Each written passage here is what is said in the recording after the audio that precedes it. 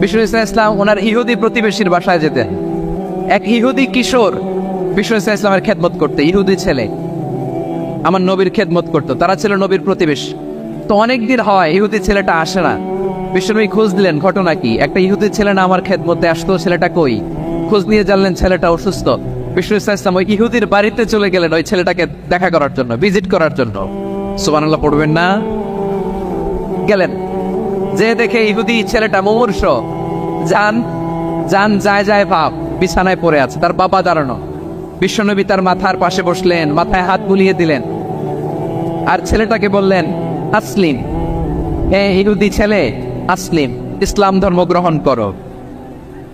তো ছোট্ট ছেলে ভাবে আমরা ইহুদি, এখন ইসলাম ধর্ম গ্রহণ করলে আব্বা যদি বকা দেয়, ফানাযারা ইলা ওয়াজহি আবি, ছেলেটা তার বাবার চেহারার দিকে তাকালো, দেখি আব্বা কি কয়। আব্বা যদি বলে তাইলে ইসলাম ধর্ম গ্রহণ করবো। ইহুদি ছেলেটা তার বাবার দিকে যখন তাকালো, ওর বাবা বলে আতিয়া আবুল কাসিম, আবুল কাসিম যা বলে তাই করো। আবুল কাসিম হচ্ছে বিষ্ণু ইসলামের একটা কুনিয়াত, উপনাম।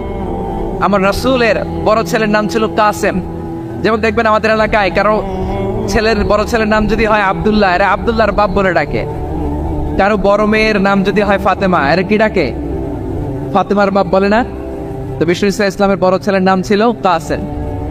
ইহুদি বাবা বলল আতিয়া আবুল কাসেম, আবুল কাসেম যা বলে তাই শোনো, মানে মোহাম্মদ যা বলে তাই শোনো। এই কথা শুনে ছেলে সাহস পাইছে, ছেলে আবার পড়তে আরম্ভ করলো আশহাদু আল্লাহ ইলাহা ইল্লাল্লাহ ওয়া আশহাদু আন্না মুহাম্মাদার রাসূলুল্লাহ, পড়েন আল্লাহু আকবার। বিশ্বনবীর আহ্বান শুনে ওই আহ্বানে সাড়া দিয়ে ইহুদি ছেলে শাহাদা পড়ে মুসলমান হয়ে গেল। তার হৃদয়টারে ঈমানের নূর দিয়ে আলোকিত করে দিল কে? প্রিয় ভাইরা, এবার রাসূল সাল্লাল্লাহু আলাইহি ওয়াসাল্লাম বের হয়ে আসলেন ঘর থেকে, আর বললেন আলহামদুলিল্লাহিল্লাযী আনকাযাহু মিনান নার, প্রশংসা সে আল্লাহর যে আল্লাহ জাহান্নামে চলে যাচ্ছিল প্রায় এমন একটা লোককে মুহূর্তের মধ্যে কালেমায়ে শাহাদাতের বদৌলতে জান্নাতি বানায় দিলেন। আওয়াজ করে পড়েন সুবহানাল্লাহ। এই হাদিস থেকে আমরা কি শিখলাম? What is the moral of the story? এক নম্বর স্টোরি হলো, প্রতিবেশী ইহুদি হোক হিন্দু হোক, যাবেন, সুসম্পর্ক রাখবেন, উপহার দিবেন, বিপদে পাশে দাঁড়াবেন, তাইলেই তো আপনাদের প্রতি, মুসলমানদের প্রতি তারা আকৃষ্ট হবে, ঠিক কিনা বলেন? আপনি যদি হিন্দুদের সাথে বৌদ্ধদের সাথে নাই মিশেন, নাস্তিকের কাছে নাই যান, তো ইসলামের সৌন্দর্যটা ওরা বুঝবে কেমনে? আমার অনেক হিন্দু পরিচিত ভাই আছে, ওরা আমাদের ইফতারির প্রোগ্রামে এসে একসাথে ইফতারি করে। অনেক মদখোর আমার সাথে বসে একসাথে ডিনার করে, হাফ প্যান্ট পরা, গলায় স্বর্ণের চেইন, হাতে স্বর্ণের ব্রেসলেট, আইসা আমার সাথে ডিনার করছে, আছে এরকম। গাঁজাখোর, আমি বলি আসো, welcome welcome to my dinner, আসো বসো। বসলেই তো আমি ওর ডিএনএ, চিন্তার ডিএনএ চেঞ্জ করে দেওয়ার সুযোগ পাবো, চিল্লায় বলো ঠিক কি না? আসতে হবে আমার কাছে। Hour door is open, the door of Islam is open 24/7। সব সময় আমাদের ইসলামের দরজা আমার অমুসলিম ভাইদের জন্য খোলা আছে, না নেই? এই হাদিস থেকে দুইটা শিক্ষা। এক নম্বর শিক্ষা, প্রতিবেশী মুসলিম হোক অমুসলিম হোক, যান, অসুস্থ হইলে একটু আপেল নিয়ে যান, আঙ্গুর নিয়ে যান, কমলা নিয়ে যান, তাদের সাথে ভালো আচরণ করেন। ইসলামের বিউটি দেখে, সৌন্দর্য দেখে অবাক হবে, নসিব ভালো হলে কোনোদিন কালিমা পড়ে মুসলমান হয়ে যাবে, ঠিক কিনা বলেন? তাহলে অমুসলিমের সাথে ভালো সম্পর্ক। বিশ্বনবী ইহুদির বাড়িতে গেলেন, ইহুদির বাড়ি, আর আমার মুসলমান ভাই আমার কাফের বলে, এরকম আছে না নাই? মুসলিমরা দেখতে পারে না, সহ্য করতে পারে। বিশ্বনবী সাল্লাল্লাহু আলাইহি ওয়াসাল্লাম ইহুদির বাড়িতে গেলেন, এটা একটা শিক্ষা। আরেকটা শিক্ষা হলো, ভাইয়েরা ধাক্কা মারে এসে সামনে এসে কি লাভ? প্রোগ্রাম তো শেষ হচ্ছে, এখনই শেষ হচ্ছে। তো এই যে আমাদের বকশি ভাই ওয়াদা নিল, হাত তোলালো, মিম বলে এত কথা বললো, তো আমি জেলায় জেলায় দিয়ে খালি হাত নাড়াই তোমাদের জন্য নাকি? হ্যাঁ, হাত নাড়াই শুধু। এই ধাক্কাইতে ধাক্কাইতে এদিকে এসে হাত নাড়াইতেছে, হয়েছে তো, দেখলাম তো, ঠিক আছে, মাশাআল্লাহ, অনেক সুশৃঙ্খল, অন্যান্য যে কোনো জেলার জন্য সুশৃঙ্খল। আমার দিকে তাকাও, আমার দিকে তাকাও, ঠিক আছে। এই যে দাঁড়িয়ে আছে, একটা ছেলে নড়ে না, দেখছেন? মাশাআল্লাহ মাশাআল্লাহ মাশাআল্লাহ। হ্যাঁ, এইভাবেই। আর কয়েকটা মজাদার কথা আছে, শোনো। এই হাদিস থেকে আমাদের শিক্ষা হলো, আমার প্রতিবেশী যেই ধর্মের হোক আমি সম্পর্ক রাখবো। অসুস্থ হলে যাবো, কি বলেন ভাইরা? যাবেন না? যাবেন না আপনারা? আচ্ছা, 2 নম্বর শিক্ষা হলো, বিষ্ণু ইসলামের খাদেম ছিল ইহুদি, এতদিন খেদমত করলো, একদিনও বিশ্বনবী ওরা কালিমার দাওয়াত দেয় নাই। কারণ কি? বিশ্বনবী একটা ভালো সময়ের অপেক্ষা করতেছিলেন, প্রপার টাইমিং। দায়ীর কাজ হচ্ছে দায়ী ইলাল্লাহ, সে হচ্ছে সুযোগ সন্ধানী। দায়ী সুযোগ খোঁজে, কখন দাওয়া দিলে ব্যাটে বলে হবে, ছোপ যে কোপ মারে, ঠিক কিনা বলেন? বিষ্ণু ইসলাম ভালো সময়ের অপেক্ষা করতেছিলেন, দেখি ভালো সময় আসুক আসুক আসুক আসুক। আস্তে আস্তে এমন সময় আসছে, ছেলে এবার মুমূর্ষ। অসুস্থ ব্যক্তির হৃদয় অত্যন্ত নরম থাকে। হসপিটালে যখন কেউ যায় তার হৃদয়টা বড্ড নরম থাকে, মৃত্যুর ভয়ে তার অন্তরটা নরম থাকে, ঠিক কিনা বলেন? এই প্রপার টাইমিং এর অপেক্ষা করতেছিলেন। যখনই টাইমিং পেয়েছেন দাওয়াত দিলেন, পড়ো লা ইলাহা ইল্লাল্লাহ, সুবহানাল্লাহ পড়েন সবাই। তাহলে ইসলাম অমুসলিম প্রতিবেশীর সাথে ভালো আচরণ করতে বলেন। ইসলাম অমুসলিম মাতা পিতার সাথেও ভালো আচরণ করতে হবে। মাতা পিতা যদি অমুসলিম হয় তার ফেলে দিতে পারবেন? পারবেন? আমার লালমনির হাটের ভাইরা, অনেক হিন্দু ছেলে আমাদের হাতে শাহাদা পড়ে মুসলিম হয়, কিন্তু ওর মা মুসলমান হয় নাই, বাবাও হয় নাই। এরকম আছে না নাই? তো ও হয়েছে মুসলিম, মা বাপ হিন্দু, এখন মা বাপ কি বাদ? হ্যাঁ, মা বাপ বাদ দেয়া যাবে? যেই মা আপনারে 9 মাস 8 মাস পেটে ধারণ করলো, আপনার মায়ের নার ছেড়া তখন আপনি ওই মারে বাদ দিতে পারবেন? যে মায়ের বুকের তাজা দুধ খেয়ে আপনি আজকে বাড়ন্ত তাজা তরতাজা, ওই মারে বাদ দেয়া যাবে? মায়ের এক ধারে দুধের দাম, কাটিয়া গায়ের চাম, পাপোশ বানাইলে ঋণের শোধ হবে না, এমন দরদি ভাবে কেউ হবে না আমার মা গো। মায়ের এক ধারে দুধের দাম, কাটিয়া গায়ের চাম, পাপোশ বানাইলে ঋণের শোধ হবে না, এমন দরদি ভাবে কেউ হবে না আমার মা। ঠিক কিনা? মাকে তো বাদ দেওয়া যায় না। وقضى ربك ألا تعبدوا إلا إياه وبالوالدين إحسانا। আল্লাহ বলে অবধারিত দুইটা ভার্ডিক তোমাদের জন্য, এক আল্লাহর ইবাদত করবা আর মা বাবার প্রতি ইহসান করবা। আদেশটা কার? মা বাবার প্রতি ইহসান করতে হবে। আমার মা হিন্দু হোক ভালো আচরণ করতে হবে, বৌদ্ধ হোক ভালো আচরণ করতে হবে।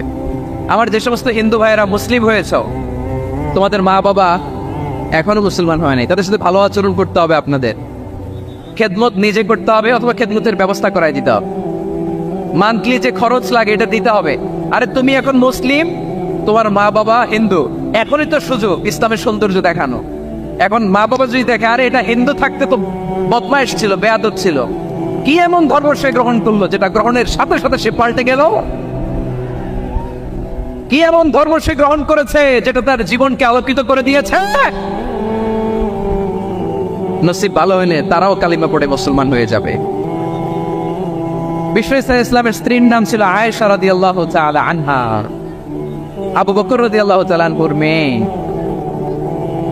আবু বকর রাদিয়াল্লাহু তাআলা আনহুর আরেক মেয়ের নাম হচ্ছে আসমা। কি না? দুজনই আবু বকর রাদিয়াল্লাহু তাআলা আনহুর মেয়ে, আসমা আর আয়েশা। নাম দুটা কেমন লাগে? আসমা নামটা কেমন লাগে? আয়েশা নামটা কেমন লাগে? সবার ভালো লাগে নাই? নাম দুটো আপনাদের ভালো লাগে? লালমনির হাটে অনাগত যদি কন্যা সন্তান হয়, যদি মনে চায় আসমা রেখে দিতে পারবেন, যদি মনে চায় আয়েশা রেখে দিয়েন। দেশে বিদেশে এয়ারপোর্টে রাস্তাঘাটে শুধু বলে হুজুর একটা নাম দেন, আমার ছেলের একটা নাম দেন, মেয়ের একটা নাম দেন। তেমন মনে আছে যশোরের 8 দিনের মাহফিলে আমি একটা দুটো নাম দিয়েছিলাম। আজকে লালমনির হাটের এই প্রোগ্রামে কন্যা সন্তান যদি হয় 2টা নাম দিলাম, আসমা কিংবা আয়েশা। ইনশাআল্লাহ পড়েন। দুজন বোন, এক মায়ের না, বাবা এক মা দুইজন। আয়েশা রাদিয়াল্লাহু তাআলা আনহার মায়ের নাম উম্মে রুমান, আর আসমা রাদিয়াল্লাহু তাআলা আনহার মায়ের নাম কুতাইলা বিনতে আব্দুল উজ্জা। আবু বকর রাদিয়াল্লাহু তাআলা আনহু 4টা বিয়ে করেছিলেন। তো একই ঘটনা ঘটেছে এই ফ্যামিলিতে। আসমা ইসলাম ধর্ম গ্রহণ করে মুসলিমা, কিন্তু তার মা কুতাইলা মুশরিকা। আই রিপিট, বোঝার জন্য আমি আবারও বলি, আসমা রাদিয়াল্লাহু তাআলা আনহা মুসলিমা, আর আসমার মা কোতাইলা, আওয়াজ করে বুঝে থাকলে বলেন, আসমার মা মুশরিকা। তার মানে মেয়ে মুসলিম, মা মুসলিম, বেজাল আছে না নাই? কিন্তু কোতাইলা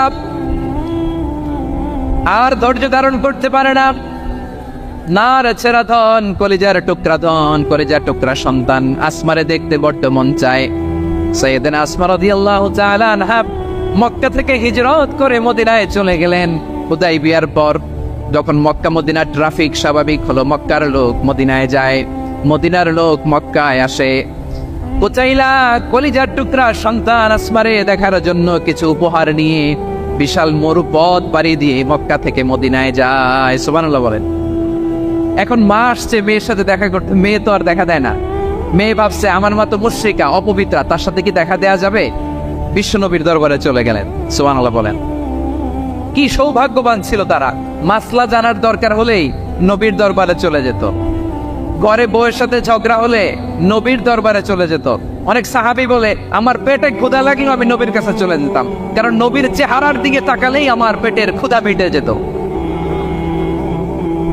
সাইয়েদনা আসমা রাদিয়াল্লাহু তাআলা আনহা বিশ্বনবীর কাছে চলে গেলেন, যে বললেন ইয়া রাসূলুল্লাহ ইয়া হাবিবাল্লাহ ইন্না উম্মি কাদিমাতুন ইলাইয়া ওয়া হিয়া রাগিবা।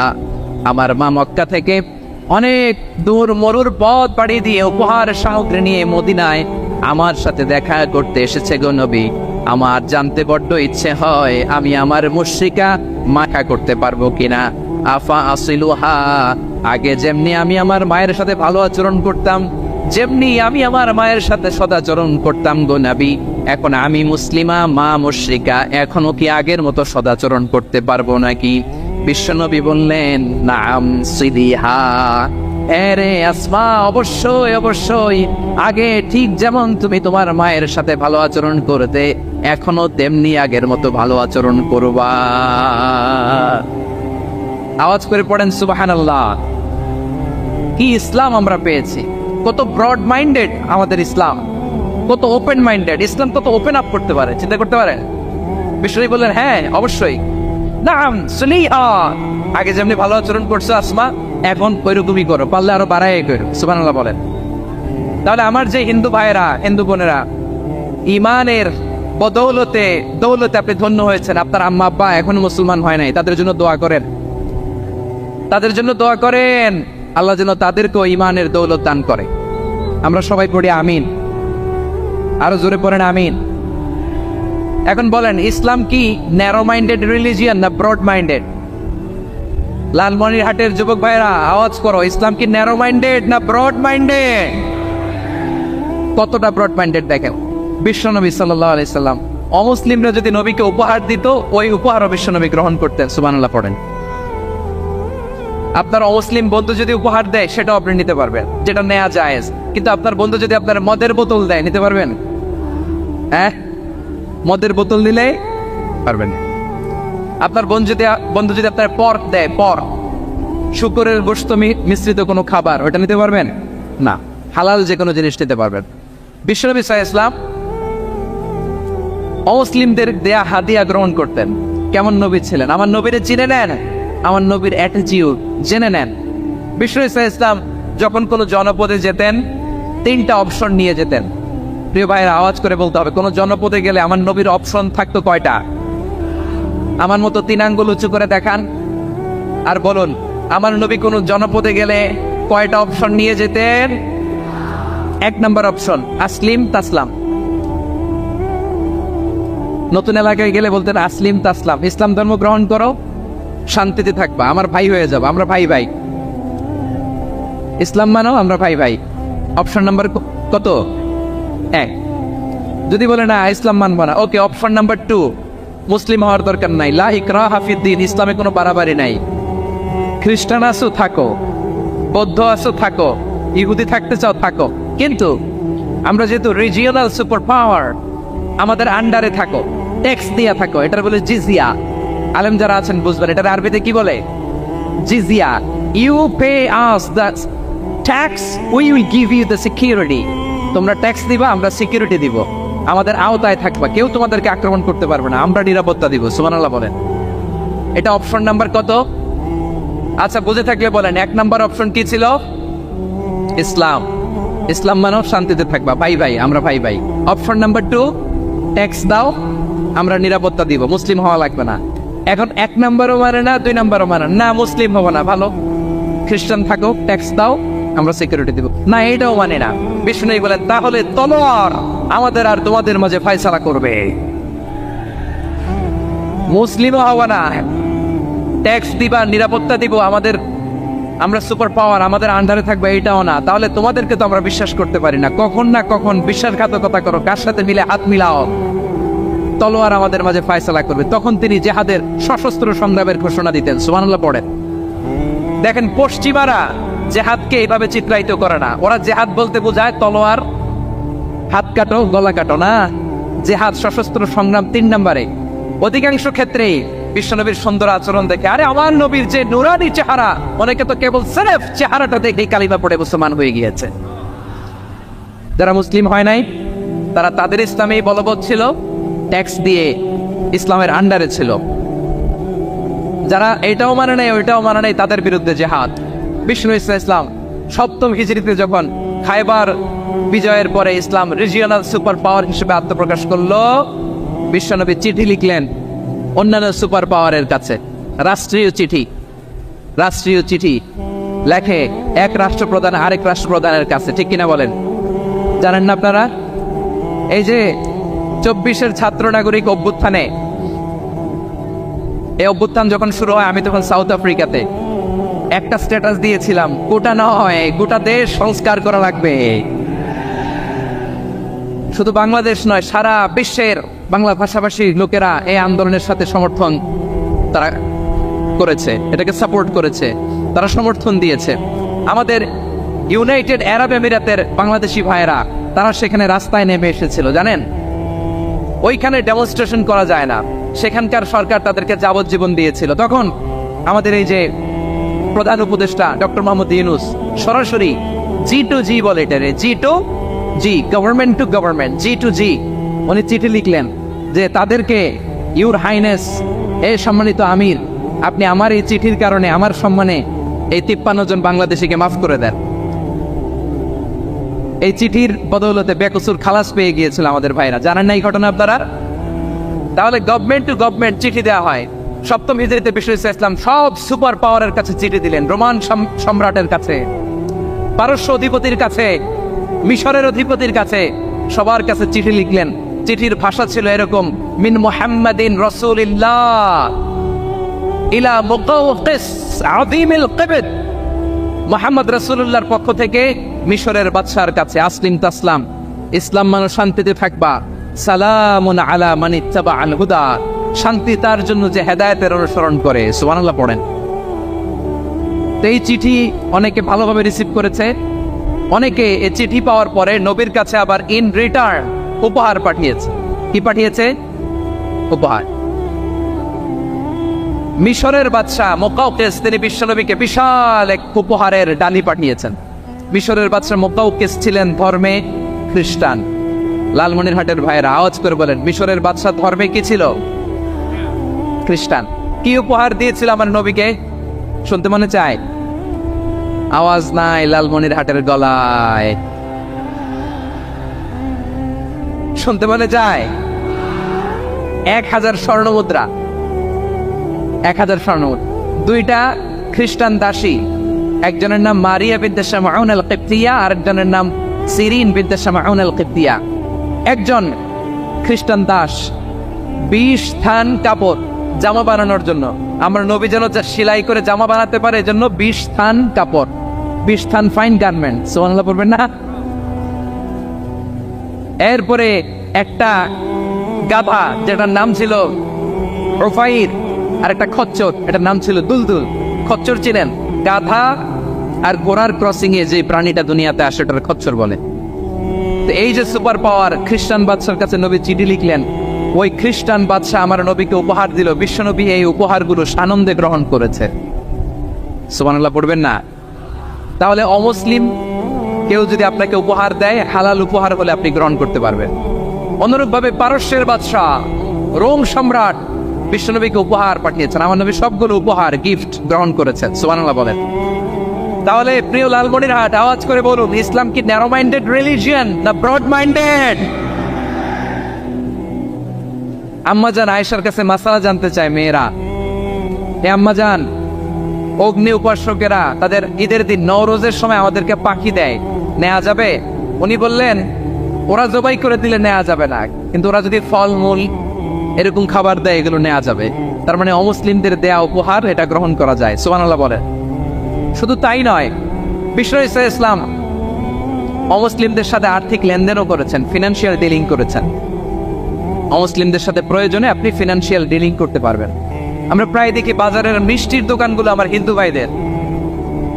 লালমনিরহাটে মিষ্টির দোকান, দইয়ের দোকান কারা চালায়? হিন্দুরা চালায় না। তারপরে যে বারবার সব চুল কাটে যে নাপিত, অধিকাংশ নাপিতের দোকানে কারা? আমার হিন্দু ভাইরা।